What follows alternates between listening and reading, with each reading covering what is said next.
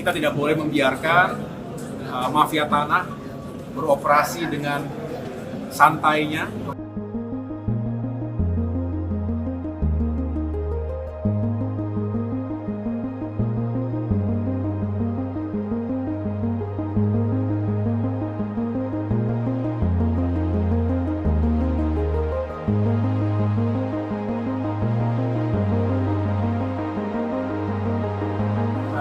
Jadi saya baru saja bersama Pak Wamen, di sini ada Pak Dirjen, Pak Ilyas saja yang khusus menangani tentang sengketa dan perselisihan tanah di Indonesia. Dan juga tadi hadir Kabar Reskrim Polri, Pak Wahyu Widada, dan juga dari Kejaksaan Agung Republik Indonesia, dari Mahkamah Agung, dan semua stakeholders yang terkait dengan kerja besar kita untuk memberantas mafia tanah.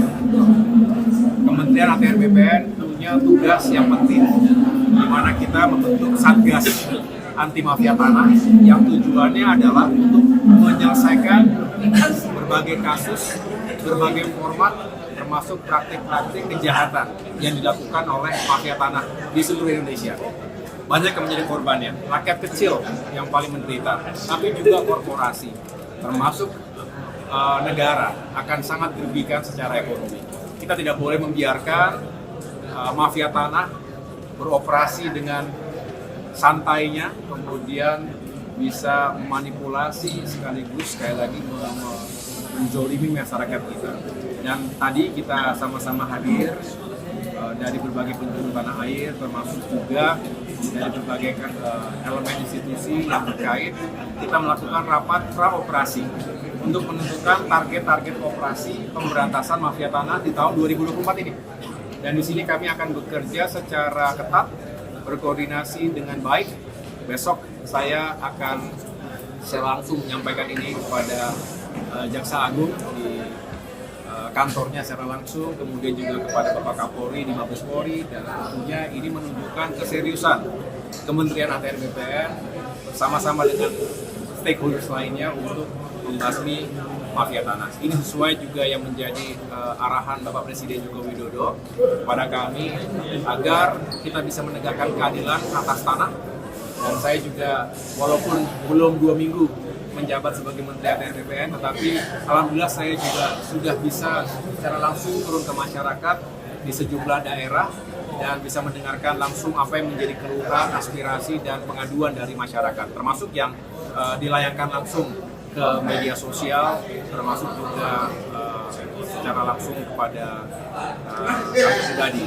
Oleh karena itu saya punya optimisme sekaligus juga memberikan penekanan-penekanan kepada seluruh Satgas agar kita bisa sama-sama mencapai target dengan baik di tahun ini. Pak, kemarin dari IKN ada arahan khusus nggak Pak dari Pak Jokowi apa yang akan terjadi di IKN tahun ini? Ya, yang jelas terkait dengan pembangunan sejumlah proyek strategis nasional, ada banyak di seluruh Indonesia, tapi tentu yang paling besar rancangnya dan juga konsep serta visinya adalah pembangunan Ibu Kota Nusantara yang berlokasi di Kalimantan Timur. Selama 2 hari, kurang lebih kami kemarin berada di IKN.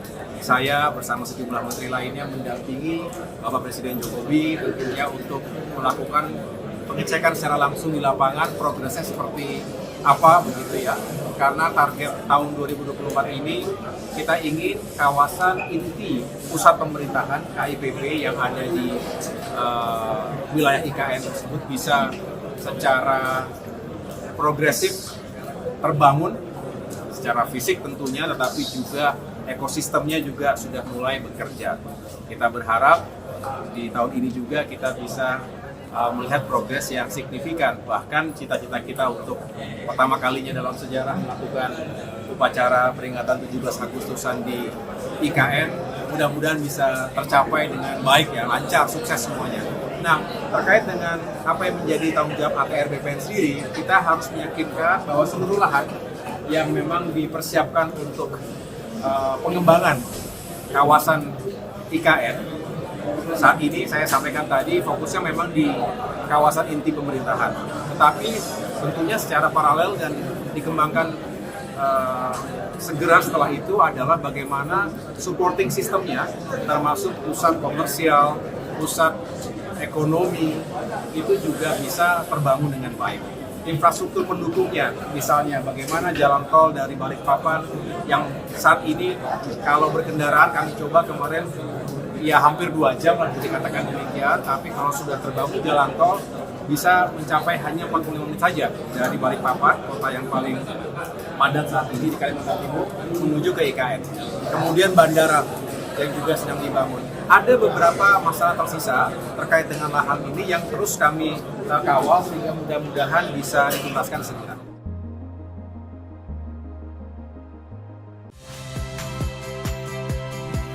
Saya Yasir Neneama.